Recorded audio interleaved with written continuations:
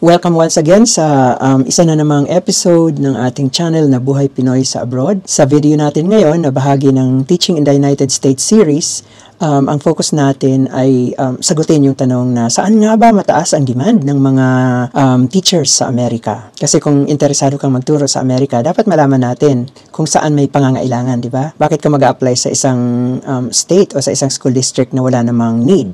Ayun, member ako ng mga ilang forum sa social media ng mga teachers.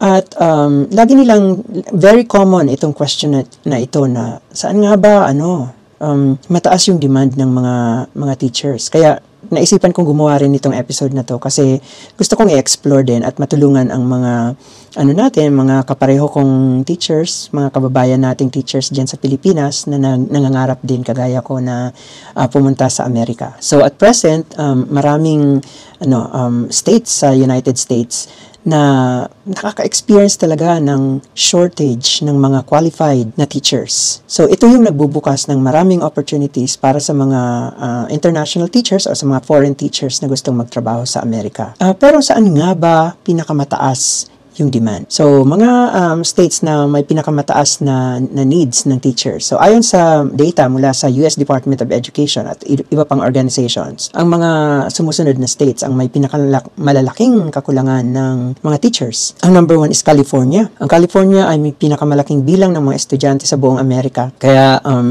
hindi nakakapagtaka na mataas ang demand nila sa mga teachers. So, lalo na sa mga content areas ng math, science, at special education. Ang pangalawa dito ay ang state of Texas. So, ang Texas ay isa pang malaking estado na may lumalaking population. So, mayroong malalaking pangailangan para sa mga guro, sa mga rural areas, at sa mga areas ng STEM.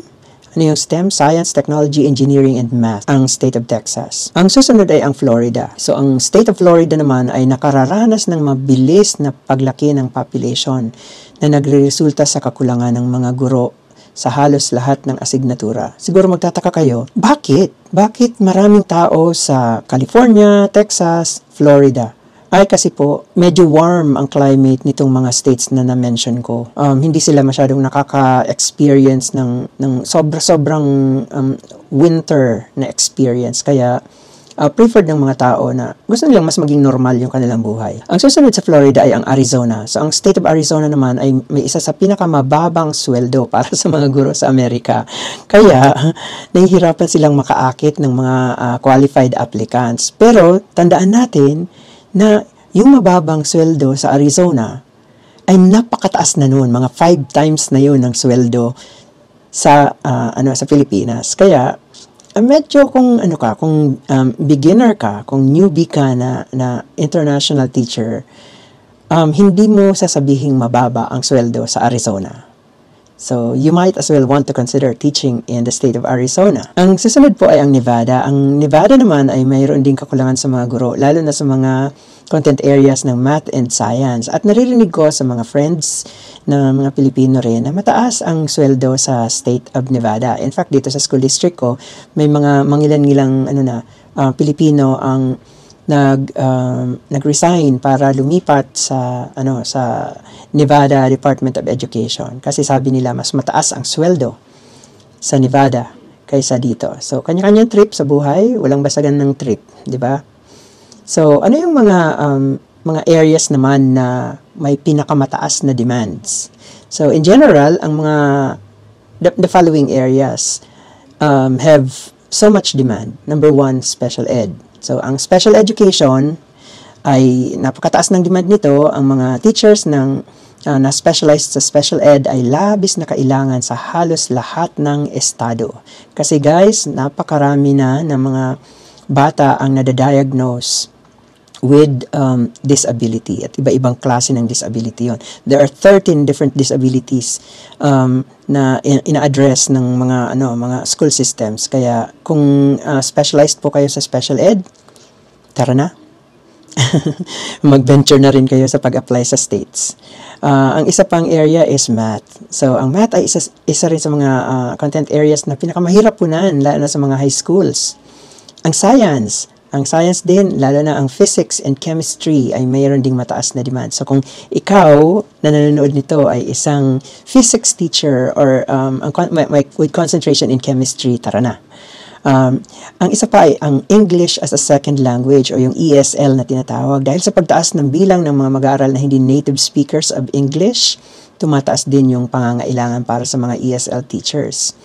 Ang isa pa is bilingual education. So yung mga guro na nakapagsalita ng dalawang wika, lalo na ang Spanish, ay labis na kinakailangan sa mga lugar na may malaking population ng mga migrants. Tanong, nangangailangan kaya ng mga Filipino teachers ang Amerika? Medyo hindi po.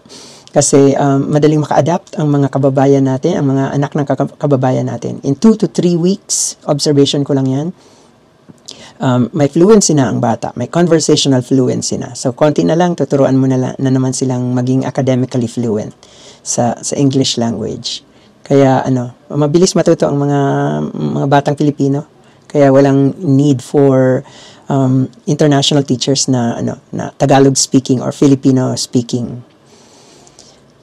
There. So, sulitin natin yung opportunity. Kung qualified ka at interesado kang magturo sa Amerika, ngayon na ang tamang panahon para maghanap tayo ng trabaho. Maraming opportunity ang naghihintay sa iyo sa mga estadong may mataas na demand. At kung meron kang tanong, pakiiwan na lang po yan sa comment box natin at gagawin ko ang lahat para masagot ko ang mga tanong nyo. For as long as they are related to our episode today, I will be very glad to answer them. At saka wag nyo rin pong kalilimutan na sa description ng episode na ito, meron tayong mga additional references na inilagay ko para meron kayong mabasa pa. Isa lang disclaimer ha, hindi po ako recruiter. So, wag kayong magtanong sa akin kung nangangailangan ba ang school district ko ng ng teachers at kung matutulungan ko ba kayong ma-employ. Ang sagot ko kaagad doon is, oo, grabe ang pangangailangan ng school district ko. Pero kung matutulungan ko ba kayo, hindi po kasi hindi naman ako recruiter. Kailangan nyo ng recruitment agency, kailangan nyo maghanap ng recruitment agency para tumulong sa inyo. Kasi kapag nandito ka na sa Amerika, napakalaki na shortage ng teachers. So sana na-inspire ko kayo. Tara nang mag-venture sa panibagong paghamon sa buhay. Mag-apply na sa Amerika bilang guro.